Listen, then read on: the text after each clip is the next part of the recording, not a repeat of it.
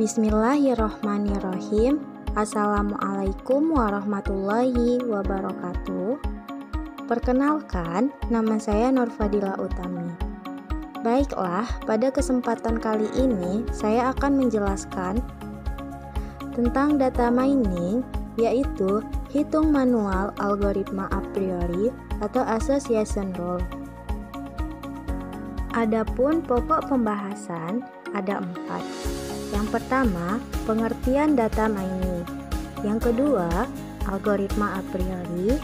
Yang ketiga, contoh algoritma a priori. Dan yang keempat, kesimpulan. Masuk kepada pembahasan yang pertama, yaitu tentang data mining. Apa itu data mining? Data mining adalah teknik pengolahan data yang menemukan hubungan dari data yang tidak diketahui oleh pengguna, lalu menyajikannya ke dalam bentuk yang mudah dipahami, sehingga data yang berhubungan dapat dijadikan dasar dalam pengambilan keputusan.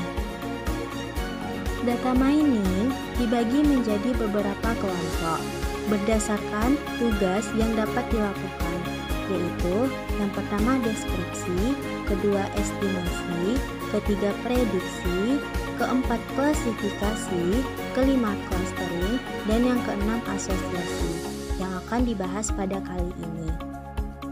Umumnya, data mining adalah proses pencarian pola-pola atau cara-cara yang tersembunyi berupa pengetahuan yang tidak diketahui sebelumnya dari suatu sekumpulan data yang sama, dan data tersebut dapat berada di dalam database, data warehouse, atau media penyimpanan informasi yang lain.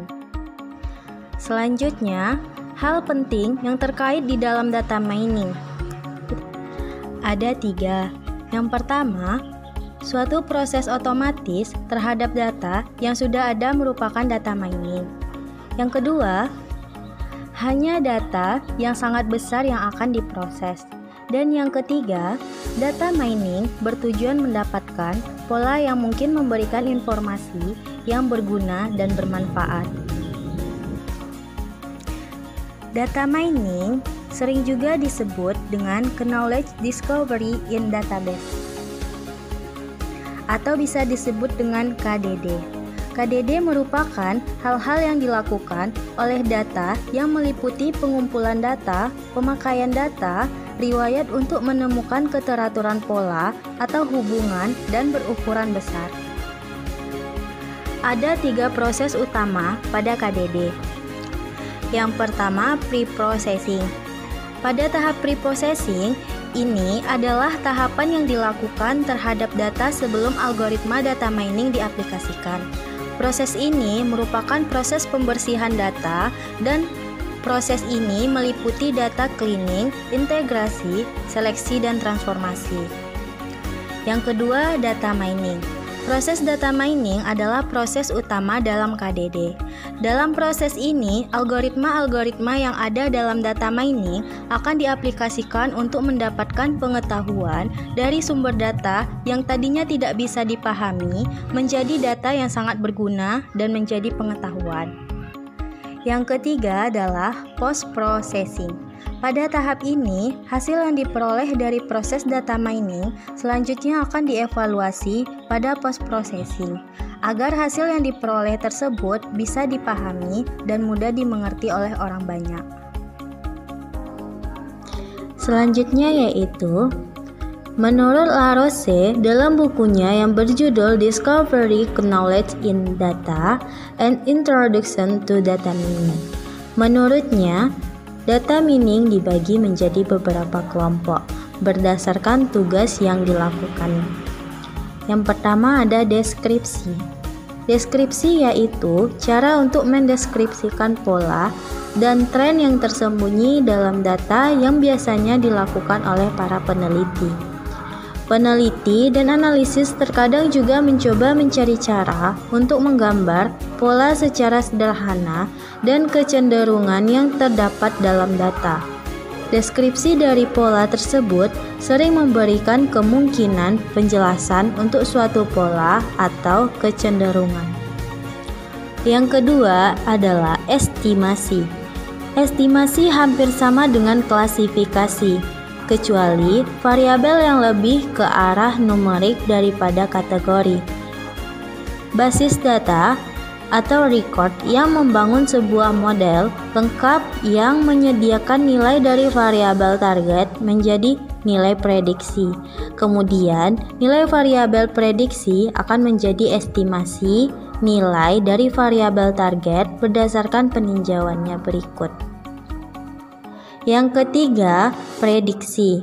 Prediksi memiliki kemiripan dengan estimasi dan klasifikasi. Hanya saja, prediksi hasilnya menunjukkan suatu yang belum terjadi, mungkin terjadi di masa depan. Adapun beberapa metode dan teknik yang digunakan dalam klasifikasi dan estimasi bisa digunakan untuk prediksi berdasarkan keadaan yang tepat. Yang keempat, klasifikasi. Dalam klasifikasi, variabel tujuan bersifat kategorik. Misalnya, kita akan mengklasifikasikan penghasilan dan penghasilan bisa diklasifikasikan menjadi 3 kelas, yaitu penghasilan tinggi, penghasilan sedang, dan penghasilan rendah. Yang kelima, clustering atau cluster. Ini merupakan kumpulan record yang mempunyai kemiripan antara satu dengan lainnya dan memiliki ketidakmiripan record dalam klaster yang lain. Clustering ialah pengelompokan record pengamatan atau memperhatikan dan membentuk kelas objek-objek yang mempunyai kemiripan tertentu. Dan yang terakhir adalah asosiasi.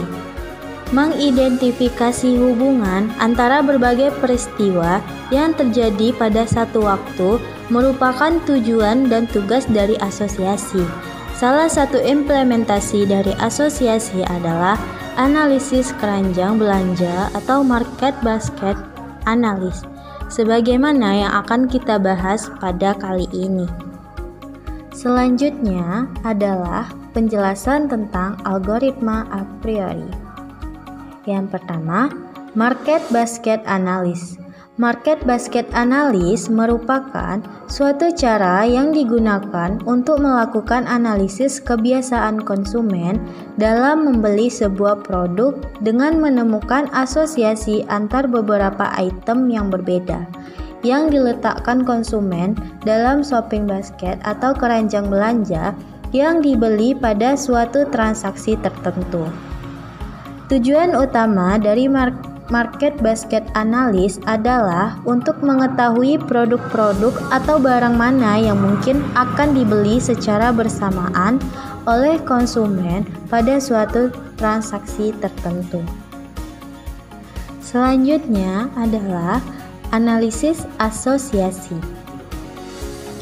Analisis asosiasi atau association rule yaitu suatu teknik data mining yang digunakan untuk menemukan pola yang sering muncul pada suatu transaksi dan suatu transaksi yang mempunyai banyak item.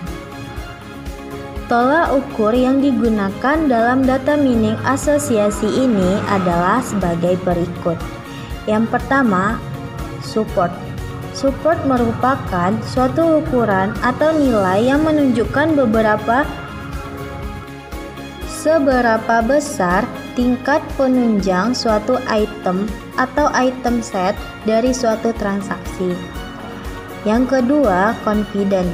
Confident merupakan suatu ukuran yang menunjukkan hubungan antar dua item secara kondisional berdasarkan suatu kondisi tertentu, atau biasanya disebut dengan nilai kepastian antar dua data. Selanjutnya, tujuan algoritma a priori. Tujuan dari algoritma a priori yaitu untuk menentukan frekuensi item set yang dijalankan pada beberapa atau sekumpulan data serta mencari pola yang sering muncul pada setiap transaksi. Analisis a priori merupakan sebuah proses yang menentukan semua aturan a priori yang memenuhi syarat minimum untuk support dan syarat minimum untuk confident. Nah, adapun rumus untuk mencari nilai support dan nilai confident adalah sebagai berikut. Untuk mencari support A sama dengan jumlah transaksi yang mengandung A per total transaksi dikali 100%. Dan untuk mencari nilai confident adalah confident sama dengan jumlah transaksi yang mengandung nilai A dan B per jumlah transaksi yang mengandung A dikali 100%. Selanjutnya, langkah atau cara kerja a priori. Adapun langkah-langkahnya, yang pertama, menentukan minimum support. Yang kedua, iterasi 1.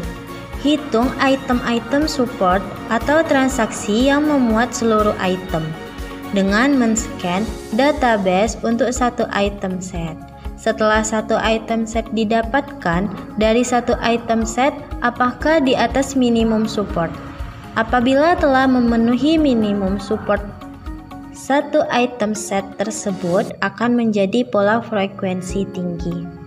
Yang ketiga, iterasi 2. Untuk mendapatkan dua item set, harus dilakukan kombinasi dari K item set sebelumnya, kemudian scan database lagi untuk hitung item-item yang memuat support.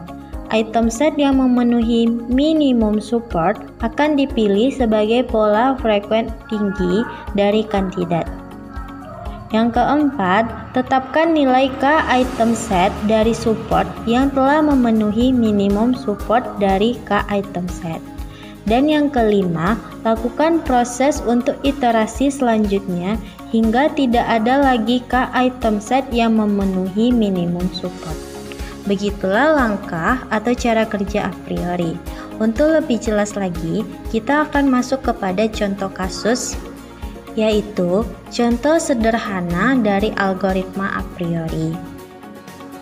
Misalnya, pada sebuah toko ada transaksi sebagai berikut. Ada 10 transaksi yang mana tiap-tiap transaksi mempunyai beberapa item yang dibeli, seperti pada tabel. Adapun penyelesaian untuk kasus ini ada beberapa tahapan. Yang pertama, yang harus dilakukan adalah memisahkan item-item yang dibeli serta membuat inisial untuk transaksi dan item yang dibeli. Untuk transaksi kita inisialkan dengan T1 sampai dengan T10. Untuk item yang dibeli di sini ada roti, mentega, telur, susu, dan air. Di sini kita membuat inisialnya dengan A, B, C, dan D serta E untuk mempermudah dalam proses penyelesaian pengolahan data. Setelah dilakukan tahap pemisahan item-item yang dibeli serta membuat inisial tiap-tiap item, langkah selanjutnya adalah membuat tabel tabular seperti pada tabel berikut ini. Pada tabel tabular ini atau tabel 10, angka 1 berarti ada satu transaksi pada item yang dibeli, dan angka 0 berarti tidak ada item yang dibeli. Untuk transaksi 1, item A, B, dan C mempunyai satu transaksi. D dan E tidak ada transaksi. Untuk T2 dan seterusnya begitu juga. Diisi sesuai data yang diketahui pada contoh kasus. Setelah semua tabel dibuat menjadi tabel tabular, hitung banyaknya transaksi pada setiap itemnya. Untuk transaksi pada item A atau roti ada 7 transaksi. Untuk item B atau mentega ada 5 transaksi. Untuk item C atau telur ada 5 transaksi. Dan untuk item D susu yaitu ada 6 transaksi dan item E atau air ada 3 transaksi.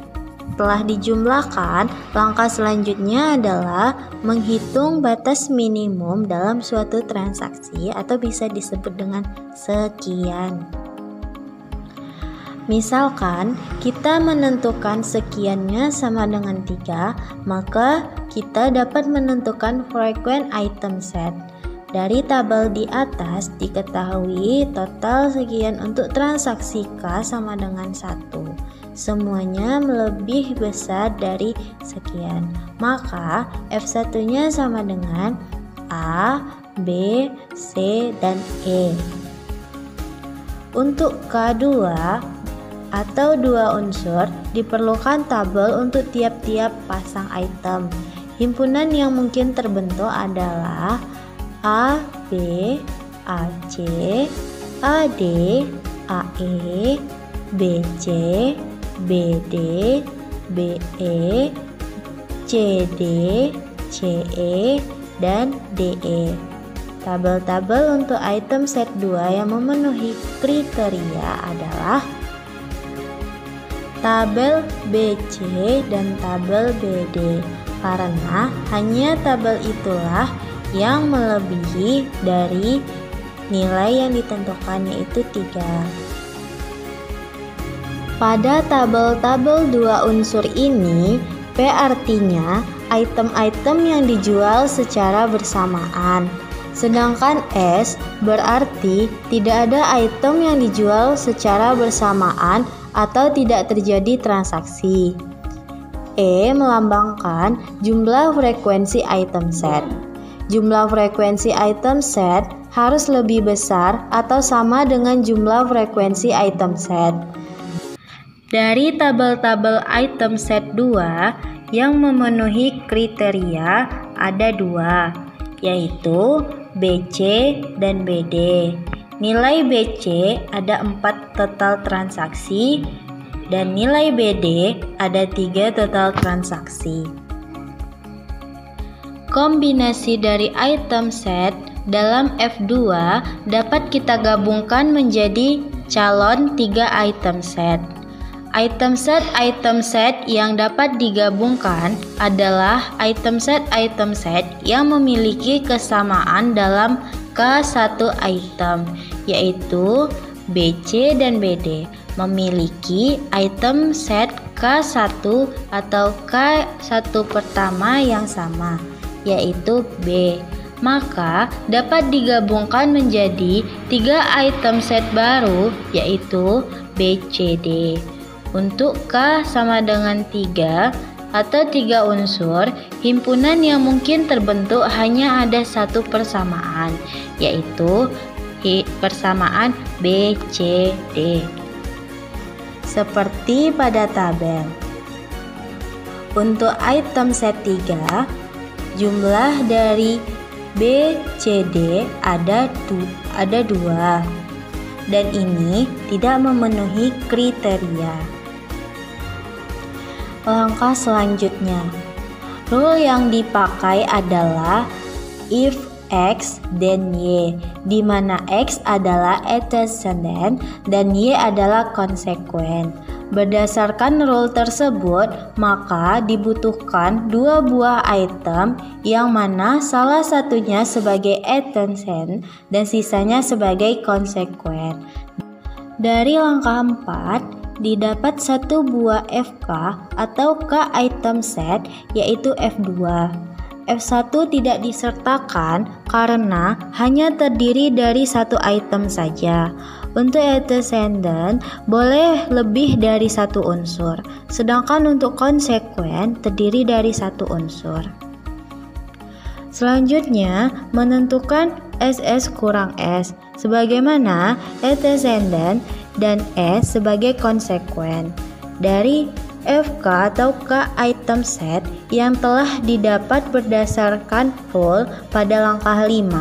Pada F2 didapatkan himpunan F2 sama dengan BC dan BD, maka dapat disusun sebagai berikut.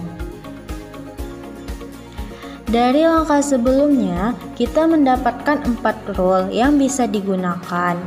Yang mana jika seseorang membeli B, maka akan membeli C. Dan jika membeli C, maka akan membeli B. Dan untuk BD, jika membeli B, maka akan membeli D. Dan jika membeli D, maka akan membeli B.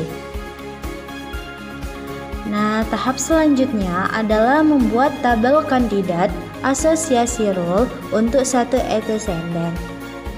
Seperti pada tabel untuk menentukan support dan confident-nya. Langkah selanjutnya adalah menghitung support dan confident dengan menggunakan rumus masing-masing. Misalnya, pada transaksi jika B membeli C, untuk total item yang dibeli sekaligus, jika B membeli C, ada 4 transaksi dan jumlah seluruh transaksi ada 10. Sehingga supportnya adalah support sama dengan 4/10 dikali 100%. Maka hasilnya adalah 40%. Jadi support untuk jika B membeli C adalah 40%. Dan untuk menghitung confident-nya 10%. Jadi support untuk jika B membeli C adalah 40%. Dan untuk menghitung confident-nya pada transaksi jika B membeli C ada 4 transaksi, sedangkan jumlah transaksi yang membeli B adalah 5 transaksi, sehingga confident-nya adalah 4/5 dikali 100%. Hasilnya adalah 80%. Begitu seterusnya, dan dari semua perhitungan hasilnya bisa dilihat pada tabel. Langkah selanjutnya, setelah kita mendapat nilai support dan nilai confident untuk masing-masing kandidat, yang dilakukan adalah melakukan perkalian antara support dan confident, di mana confident-nya diambil 70% ke atas, sehingga hasil yang didapat adalah pada tabel. Untuk jika B membeli C, hasilnya adalah 0,32, dan jika C membeli B, hasilnya juga 0,32. Setelah didapat hasil perkalian antara support dan confident, pilihlah hasil perkalian yang paling besar. Hasil yang paling besar dari perkalian tersebut merupakan rule yang dipakai pada saat menjual. Karena hasil perkalian dari kedua penjualan sebelumnya hasilnya sama, maka rule yang didapat adalah jika membeli B, maka akan membeli C dengan support 40% dan confident 80%. Dan jika membeli C, maka akan membeli B dengan support 40% dan confident-nya 80%. Atau bisa kita simpulkan, jika seseorang membeli mentega, maka kemungkinan besar dia akan membeli telur dengan support 40% dan 80% untuk confident-nya. Dan jika membeli telur, maka akan membeli mentega dengan support 40% dan confident juga 80%. Nah, itulah tadi langkah-langkah penyelesaian suatu contoh kasus sederhana algoritma a priori yang mendapatkan 2 rules. Selanjutnya adalah kesimpulan. Adapun kesimpulan yang didapat dari materi ini adalah algoritma a priori merupakan salah satu algoritma klasik data mining. Algoritma a priori digunakan agar komputer dapat mempelajari aturan asosiasi, mencari pola hubungan antar satu atau lebih item dalam suatu dataset. Algoritma a priori juga banyak digunakan pada data transaksi atau biasa disebut dengan market basket, dan seperti contoh yang sudah dijelaskan sebelumnya. Selain dari cara menghitung manual dengan rumus, algoritma a priori juga dapat diselesaikan menggunakan tools seperti RapidMiner, Python, dan lain sebagainya. Nah, itulah tadi penjelasan tentang algoritma a priori. Jika ada salah penyampaian, saya mohon maaf karena saya juga masih dalam proses pembelajaran. Semoga bermanfaat bagi teman-teman semuanya. Assalamualaikum warahmatullahi wabarakatuh.